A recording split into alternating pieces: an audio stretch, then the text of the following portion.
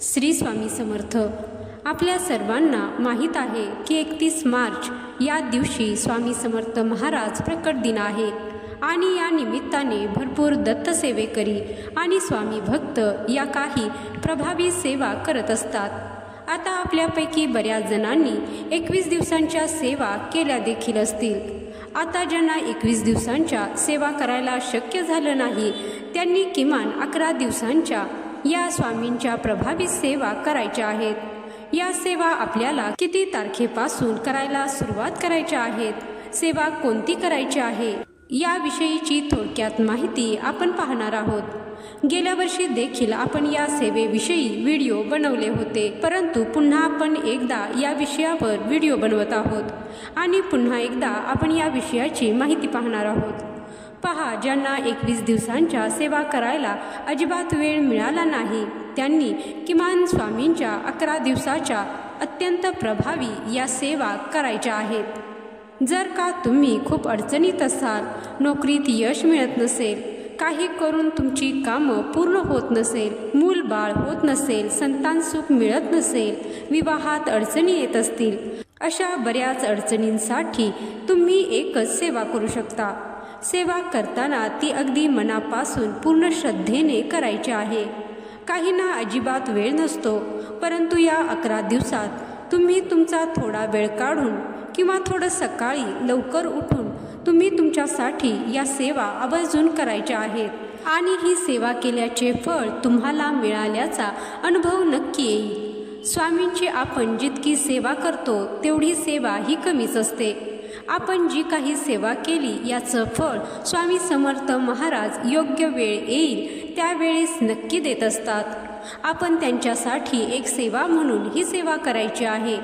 आपल्याला स्वामी समर्थ महाराज हे भरभरून देत असतात, परंतु आपण स्वामींसाठी काहीतरी देणं लागत असतो आणि म्हणूनच आपण ही सेवा करू शकतो। तर बघा, ज्यांना अजिबात वेळ नाही त्यांनी सकाळी थोडं लवकर उठून आपल्याला ही सेवा आवर्जून करायची आहे। आता ही सेवा किती तारखेपासून सुरू करायची, तर ही सेवा आपल्याला 21 मार्चपासून सुरू करायची आहे आणि 31 तारीख स्वामी समर्थ प्रगट दिन या दिवसापर्यंत आपल्याला ही सेवा करायची आहे। ही सेवा झाल्यानंतर आपल्याला या सेवेचे उद्यापन म्हणा किंवा सांगता म्हणा अगदी साध्या सोप्या पद्धतीने करायचे आहे। तुम्ही 31 मार्चला स्वामींना त्यांच्या आवडीच्या पदार्थाचा नैवेद्य दाखवून याचं उद्यापन सांगता करू शकता। या दिवशी आवर्जून आपण स्वामी समर्थ महाराज यांना बेसनाचे लाडू नैवेद्य करून दाखवायचे आहेत आणि अगदी साध्या पद्धतीने उद्यापन करायचं आहे। तसेच सेवा कोणती करायची, तर या सेवेसाठी आपल्याला स्वामी चरित्र सारामृत हा ग्रंथ पाहिजे आहे। ज्यांच्याकडे आहे त्यांना माहीत असेलच, ज्यांच्याकडे नसेल त्यांनी ऑनलाईन किंवा तुमच्या जवळच्या केंद्रातून किंवा तुमच्या जवळ असलेल्या मार्केटमधून तुम्ही हा ग्रंथ घेऊन यायचा आहे किंवा आपल्या या चॅनलवरती सुद्धा प्लेलिस्टमध्ये स्वामी चरित्र सारामृत याचे संपूर्ण अध्याय आहेत, ते सुद्धा तुम्ही वाचले तरी काहीही हरकत नाही। तर या ग्रंथामध्ये 1 ते 21 अध्याय दिलेले आहेत। अगदी छोटे छोटे अध्याय आहेत। जो कोणी खूप अडचणीत असेल, नडलेला असेल, त्याला देखील तुम्ही ही सेवा करायला सांगू शकता। बघा, आपण स्वतः सेवा करायची आहे आणि इतरांना देखील या सेवेचा मार्ग आपण दाखवायचा आहे, जेणेकरून त्यांच्या देखील अडचणी या आपल्यामुळे दूर होऊ शकतात आणि याचं देखील काहीतरी पुण्य आपल्या देखील वाट्याला मिळत असतं। तर आपल्याला स्वामी चरित्र सारामृत या ग्रंथातील 1 ते 21 अध्याय रोज पठण करायचे आहेत। या ग्रंथाचे एक पारायण आपल्याला रोज करायचं आहे। असं आपल्याला 11 दिवसात 11 पारायण करायचे आहेत। आता ज्यांना 21 मार्चपासून ते 31 मार्चमध्ये किंवा 21 मार्चपर्यंत जर का मध्येच महिलांना अडचण असेल, मासिक धर्म येणार असेल, तुमची तारीख असेल, तर तुम्ही ह्या सेवा आजपासून सुरू केल्या तरी चालणार आहेत। पहा, ज्यांना अडचणी असतील, बाहेरगावी जायचं असेल, त्यांनी ह्या सेवा आजपासून सुरू केल्या तरीसुद्धा चालणार आहे। तुम्हाला ही सेवा करण्यासाठी 1 ते 1.5 तास लागणार आहे। जे नवीन स्वामी भक्त असतील त्यांना कमीत कमी सुरुवातीला 2 तास लागू शकतात। एकदा का तुमचा वाचनाचा सराव झाला की तुम्ही 1 तासात हे पारायण पूर्ण करू शकता। याबरोबर तुम्हाला 1 माळ श्री स्वामी समर्थ या मंत्राचा जप करायचा आहे। बघा, जास्त सेवा करण्याची गरज नाही। तुम्ही या ग्रंथाचं 1 पारायण रोज करायचं आहे। त्याचबरोबर तुम्हाला 1 माळ श्री स्वामी समर्थ या मंत्राचा जप करायचा आहे। त्याचप्रमाणे तुम्ही 1 वेळा तारक मंत्र देखील म्हणू शकता। तर या 3 सेवा तुम्हाला 11 दिवसात करायच्या आहेत। ज्यांना अडचणी येतील, ज्यांना सुतक असेल, त्यांनी तेवढे दिवस सेवा करायची नाही। सुतक फिटल्यावर, मासिक धर्म अडचण झाल्यानंतर तुम्ही ही सेवा पुन्हा कंटिन्यू करू शकता। जर का एखाद्या दिवशी तुमच्याकडून सेवा झाली नाही, तुम्हाला बाहेरगावी जावं लागलं, इमर्जन्सी असेल, त्या दिवशी तुम्ही सेवा नाही केली तरी चालेल।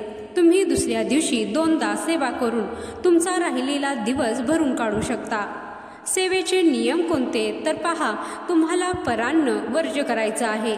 तुम्ही जर का तुमच्या एखाद्या इच्छापूर्तीसाठी सेवा करत असाल तर तुम्हाला बाहेरचं अन्न अजिबात खायचं नाही। पहिल्या दिवशी तुम्हाला संकल्प सोडायचा आहे। संकल्प हा घरी सोडायचा असतो आणि पहिल्याच दिवशी सेवा सुरू करण्याच्या अगोदर संकल्प सोडायचा असतो। त्यात तुम्ही कुठली सेवा किती दिवसांसाठी आणि कुठल्या इच्छेसाठी करत आहात हे सांगायचं आहे। त्यानंतर तुम्हाला नॉनव्हेज वर्ज्य करायचं आहे। तुमची सेवा चालू असेपर्यंत तुम्हाला नॉनव्हेज अजिबात खायचं नाही। त्यानंतर तुम्हाला ब्रह्मचर्याचं पालन करण्याची गरज नाहीये। तर हे छोटे छोटे नियम तुम्हाला पाळायचे आहेत। त्यानंतर पहा, बऱ्याच जणांची कमेंट्स असते की उपवास करायचा का, तर तुम्हाला या सेवा करत असताना उपवास धरण्याची गरज नाही। तुम्ही उपवास न करता या सेवा करू शकता। त्याचप्रमाणे पूजा मांडणी करायची का, तर ज्यांना शक्य होईल, ज्यांच्याकडे जागा मोठी असेल, त्यांनी 11 दिवसांची पूजा मांडणी केली तरी चालेल। परंतु बघा, ज्यांच्याकडे मोठी जागा नसते, हात लागतो, लहान मुलं असतात, मग तुम्ही तुमच्या देवघरात स्वामींची मूर्ती, फोटो ठेवून त्याच ठिकाणी रोज पूजा करून तुम्ही हे पारायण करू शकता। तर या पद्धतीने तुम्हाला या सेवा करायच्या आहेत। या व्यतिरिक्त जर का तुमचे काही प्रश्न असतील, काही कमेंट्स असतील, तर कमेंट बॉक्समध्ये नक्की तुम्ही विचारू शकता। तुम्हाला शक्य झाल्यास पहिल्या दिवशी किंवा तुम्ही सेवा करण्याच्या आदल्या दिवशी स्वामींच्या केंद्रात जायचं आहे। 1 नारळ, 1 खडीसाखर घेऊन जा, 1 फूल घेऊन जा।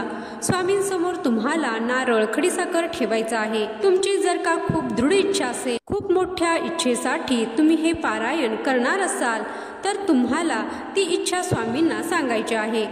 हे पारायण तुमच्याकडून निर्विघ्नपणे पूर्ण होऊ दे आणि स्वामी, तुम्ही हे पारायण माझ्याकडून निर्विघ्नपणे पूर्ण करून घ्या, अशी प्रार्थना तुम्हाला करायची आहे। आता ज्यांच्याकडे लहान मुलं असतील, ज्यांना या सेवा करायच्या आहेत, मग त्यांनी कशी करायची तर पहा, ज्यांना लहान बाळ असेल, त्यांनी जर का सेवा करताना लहान बाळ तुमचं रडलं तर तुम्ही त्याला घेऊ शकता आणि बाळ तुमचं शांत झाल्यानंतर पुन्हा तुम्ही ही सेवा कंटिन्यू करू शकता। सेवा तुम्हाला मध्येच सोडायची नाही, तुम्हाला सेवा पूर्ण करायची आहे। त्याचप्रमाणे जेवढे शक्य होईल तेवढे एका वेळी एका जागेवर बसूनच हे पूर्ण पारायण किंवा स्वामी चरित्र सारामृत ग्रंथ एका वेळी वाचून काढायचा आहे। ग्रंथाचे वाचन सुरू करण्यापूर्वी दिवा अगरबत्ती लावावा, स्वतःला बसायला आसन घ्यावे, तसेच स्वामी चरित्र सारामृत ग्रंथ त्यालाही आसन द्यावे। तो मांडीवर ठेवून वाचू नये, कारण त्या ग्रंथामध्ये सुद्धा एक प्रकारची शक्ती सामावलेली असते। आणि ग्रंथाचे पूर्ण वाचन झाल्यानंतर तुम्ही 1 माळी स्वामी समर्थ नाम जप करायचा आहे। तसेच तारक मंत्र 1 वेळेला म्हटला तरी चालेल। त्यानंतर नैवेद्य म्हणून तुम्ही दूध, साखर, खडी साखर दाखवायची आहे। देवाला नमस्कार करायचा, ग्रंथाला नमस्कार करायचा आणि मनोमन प्रार्थना करायची की तुमची इच्छा आहे ती देवा पूर्ण होऊ दे। आणि त्यानंतर तुम्ही आसन सोडायचे आहे। तर अशा पद्धतीने, साध्या सोप्या पद्धतीने तुम्ही स्वामी चरित्र सारामृताचे पारायण ही सेवा करू शकता। समजा काही तुमच्याकडून चूकभूल झाली तर स्वामींची माफी मागायची आहे आणि पूर्ण श्रद्धाभावाने, विश्वासाने आणि दृढ निश्चयाने ही सेवा पूर्ण करायची आहे। तुम्हाला तुमच्या सेवेचे फळ नक्की मिळेल. धन्यवाद. जय श्री स्वामी समर्थ.